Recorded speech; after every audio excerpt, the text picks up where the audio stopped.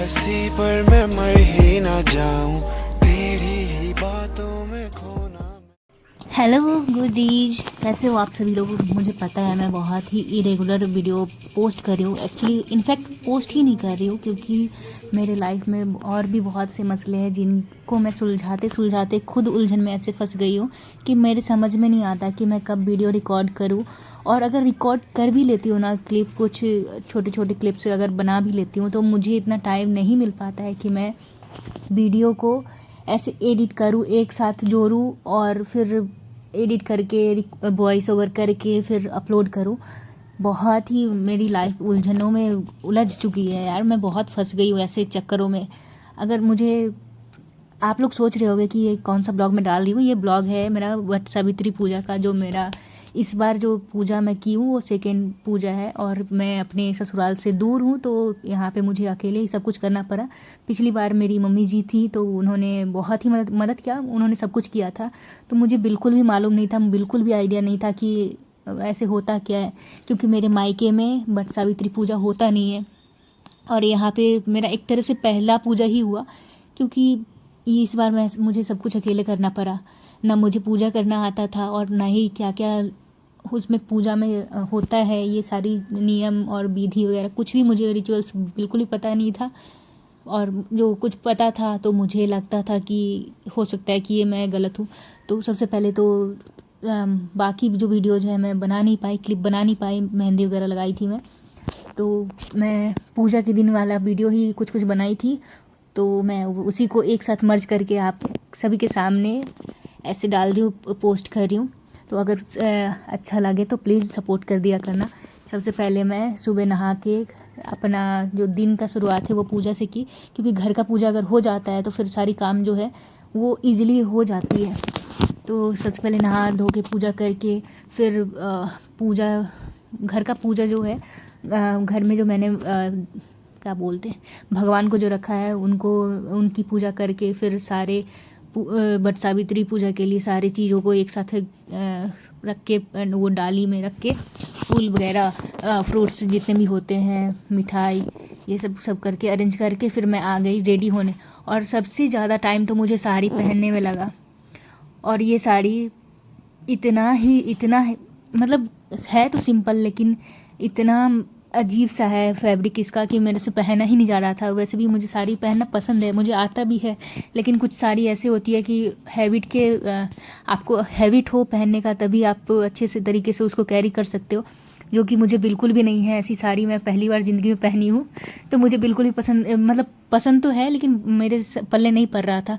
मुझे लगभग 45 मिनट के आसपास मुझे टाइम लगा इस साड़ी के वो पल्लू को या फिर प्लेट वगैरह जो है उसको बनाने में।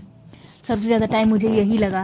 मैं रेडी जो हुई थी, मेकअप की थी, बहुत ही मिनिमल की थी ताकि गर्मी में जाऊँ तो वैसे भी पसीने से सारा कुछ धुल ही जाना है, तो क्या फ़ायदा है इतना मेकअप करने का। सबसे ज़्यादा हेवी होना चाहिए, वो होना चाहिए लिपस्टिक, और हाथों में चूड़ियाँ और गले में जो भी ज्वेलरी है वो, और काजल वगैरह। और सबसे बड़ा श्रृंगार तो होता है सिंदूर, जो कि मुझे लगाना बहुत ही पसंद है। तो आप देख ही रहे हो मैं कितना स्ट्रगल कर रही हूँ कि इस साड़ी को मतलब कैरी करने में। और एक टाइम तो ऐसा था कि मुझे लगा था कि अब मेरा साड़ी जो है वो कहीं खुल ना जाए। मैं बहुत सारा पिन, पूरे साड़ी में पिन ही पिन लगा रखी थी। अब नहीं पहना जा रहा तो सेफ्टी तो ऐसे करना पड़ेगा ना, ध्यान देना पड़ता है, क्या पता सबके सामने खुल गए फिर तो इज्जत का कचरा हो जाना है। एंड यस, फाइनली मैंने साड़ी पहन लिया और फिर जाकर के मुझे पहनना था हाथों में चूड़ियाँ, जो कि एकदम नया था और लाह का था। हमारे यहाँ शादी कुछ भी फंक्शन हो उसमें कांच या फिर सिर्फ कुछ भी पहना नहीं जाता है, वो सिर्फ और सिर्फ प्योर लाह का चूड़ी जो है वो पहना जाता है और वो बहुत ही शुद्ध होता है। तो यहाँ पे मेरे साइज़ का बिल्कुल भी नहीं था। मेरी मम्मी आई थी तो मेरी मम्मी लेके आई हुई थी चूड़ी, और पता नहीं फिर भी मेरे एक हाथ में तो आ गया था इजीली और एक दूसरे हाथ में नहीं आ रहा था। तो फिर मैंने बॉडी लोशन लगा करके फिर उसको कैसे कैसे जुगाड़ू तरीके से पहना और फिर मैं गले में ज्वेलरी पहनी। और सबसे बड़ी बात, ये नाक से सिंदूर लगाना ये बहुत ही अच्छा माना जाता है, कहते नहीं है, एक्चुअली मैं सुनी हूँ, मुझे मालूम नहीं है एग्जैक्टली, मुझे इतना आइडिया नहीं है, कहते हैं जितना सिंदूर, नाक से सिंदूर लगाने से ना क्या होता है, एक्चुअली मुझे कंफर्म करके बताऊंगी, मुझे खुद ही याद नहीं है और पता भी नहीं है। तो मैं सारा ज्वेलरी वगैरह पहन करके फिर बाल को मैंने वैसे ही सेट कर लिया, क्लिप वगैरह लगा लिया ताकि गर्मी थी तो और भी ज़्यादा गर्मी ना लगे। फिर मैं रेडी होकर के मैं और मेरे हस्बैंड निकल पड़े, मुझे लेकर के वो जा रहे थे क्योंकि रास्ते से दीदी मेरी मतलब ननद, बड़ी ननद है, उनको पिक करना था। फिर यहाँ पे देखो मुझे बिल्कुल भी नहीं आ रहा, तो मैं दीदी से पूछ के, ये मेरी दीदी है, मतलब मेरे हस्बैंड की दीदी है तो मेरी भी दीदी हुई। तो फिर यहाँ देखो मुझे बिल्कुल भी आइडिया नहीं था, तो दीदी से पूछ के मैं सारी चीज़ें कर रही थी और वो इतनी सुंदर लग रही थी, सच में बहुत ही सुंदर लग रही थी।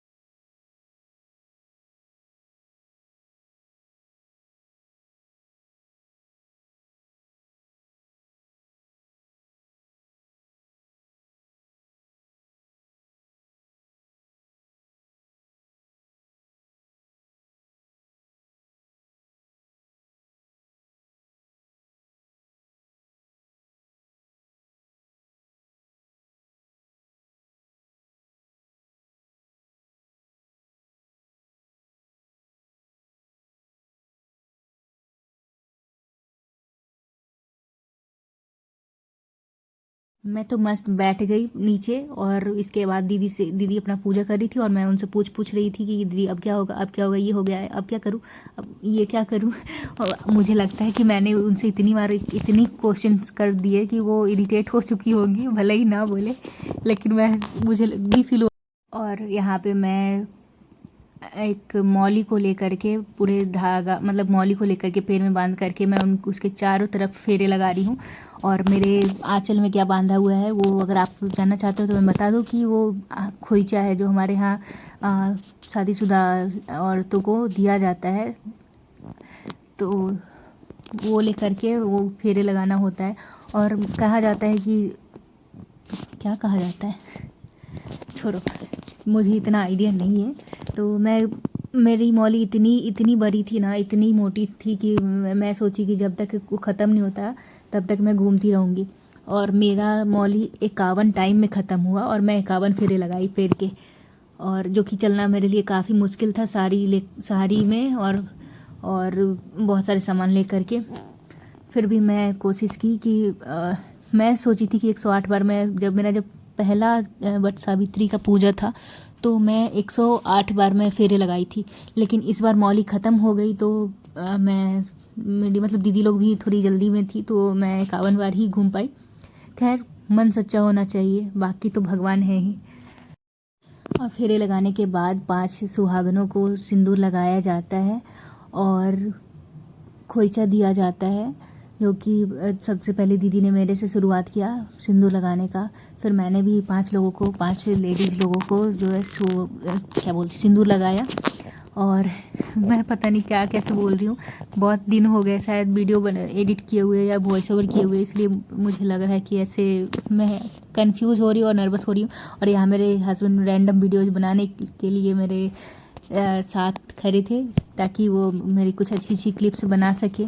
और वाकई में उनकी क्या ही बोलूँ, तारीफ़ करूँ, वो वीडियो बना रहे थे, सब उनको देख रहे थे कि आखिर कौन है। मुझे बहुत खुशी हुई कि हाँ चलो मेरे साथ है, क्योंकि पिछली बार जब मेरा पूजा हुआ था वट सावित्री का तो वो मेरे साथ नहीं थे। ये मेरा उनके साथ एक तरह से पहला ही वट सावित्री का पूजा हुआ। और यहाँ मैं कुछ ऐसी दीदी और भाभी लोगों से मिली जिनका दूसरा बार मतलब मेरी तरह ही दूसरी बार पूजा थी। और वाकई में यार सब लेडीज़ इतनी सजी हुई थी, इतनी सोलह श्रृंगार करके और सिंदूर लगा करके जो आई थी, इतनी मतलब माहौल इतना अच्छा था कि मैं क्या ही बताऊँ।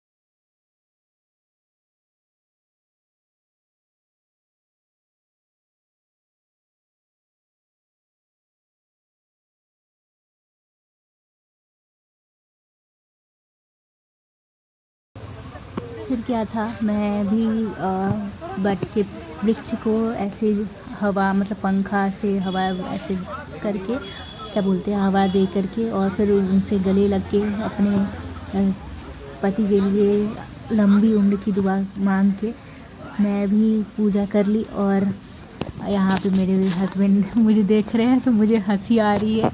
और उन्होंने फिर हम लोगों का, मेरी दीदी और सबके साथ बहुत अच्छा फ़ोटो क्लिक किया। और मेरी जितनी भी वीडियोज़ है उसमें कुछ वीडियोज़ मेरे हस्बैंड ने बनाए हैं, और कुछ क्लिप्स जो है वो दीदी के जो बेटे हैं, छोटे छोटे बाबू है, उन्होंने बहुत प्यार से वीडियो बनाया है। और यहाँ पे मैं और मेरे हस्बैंड जा रहे हैं वापस अपने घर, क्योंकि पूजा हो चुकी थी। और देखो, मैं ऐसे ही चलती हूँ, कुछ ना कुछ गड़बड़ करते हुए ही चलती हूँ। मेरे से सीधे तरीके से चला नहीं जा रहा था, और वैसे भी साड़ी में चलना बहुत मुश्किल था, और इतने सारे सामान थे, मैं कुछ ना कुछ गिरते पड़ते और गिराते हुए ही चलती हूँ।